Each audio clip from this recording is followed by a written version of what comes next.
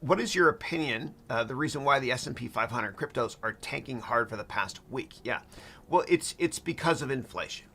So if governments raise interest rates materially, then everybody says, "Hey, man, I'll just leave my money in the bank. I can make, like, for example, for me, as I explained earlier, with savings bonds, I'm making 9.62% by investing in government debt, which is risk-free. If you told me, Chris, I guarantee you that you will make 10% by investing in the stock market, and if you lose any money, I'll give you that money. Would you take that bet? Of course. So that's what's happening. Governments around the world are raising interest rates, and people are buying more bonds.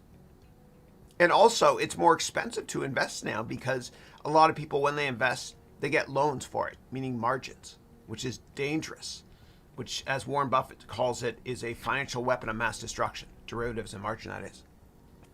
So a lot of companies that borrow money to invest, like hedge funds, they're de-risking now. Yeah.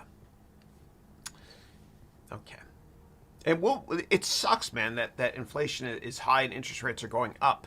But it's the right decision. We'll be better off in the long run because of this. If we don't do this, we don't have an economy. Yeah. And if we let inflation get out of control, then you have to cancel the currency completely, which is what happened in Venezuela with their currency, ironically called the fuerte, which is Spanish for strong.